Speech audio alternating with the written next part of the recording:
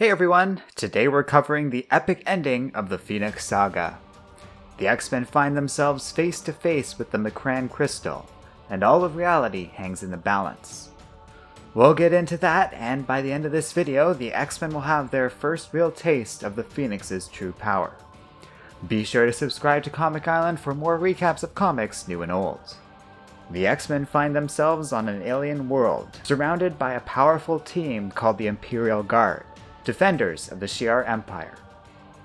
The Emperor is preparing to execute his sister, named Lilandra, and so the X-Men leap into action. Nightcrawler grabs Lilandra and teleports her to safety, where she explains that her brother Daken plans on using a powerful artifact called the McCran Crystal to tap into an ancient source of power so strong it is said to be able to reshape reality itself. Lilandra opposed this plan and started a civil war to stop the use of the crystal, but lost and was nearly killed herself. She managed to escape, during which she first came into telepathic contact with Charles Xavier while he was busy fighting other aliens in an unrelated adventure. This created a permanent bond between the two.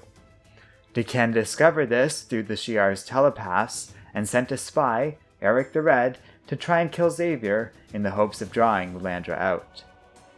She concludes by warning the X-Men that if a series of stars reach alignment, Daken will be able to use the McCran Crystal and destroy them all.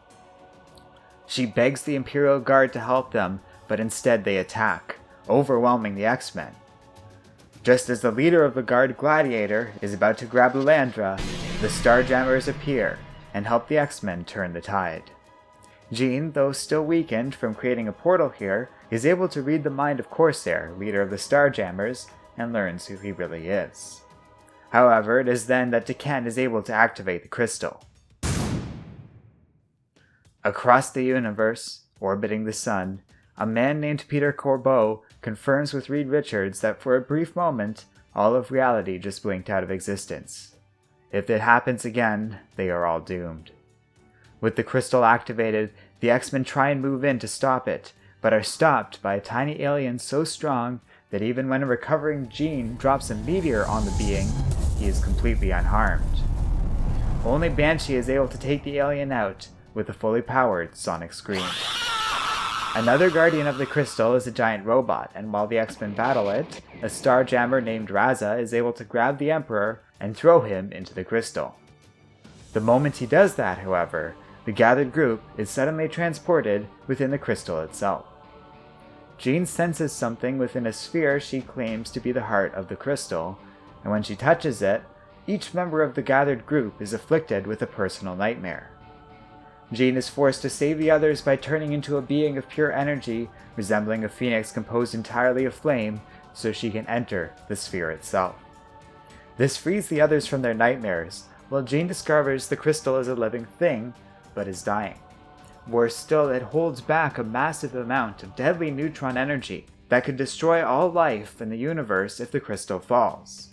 Jean tries to restore it, but is not strong enough, and is ejected from the sphere. Outside, Storm agrees to share her power to further strengthen Jean, but the Phoenix is certain this will kill her teammate in the process.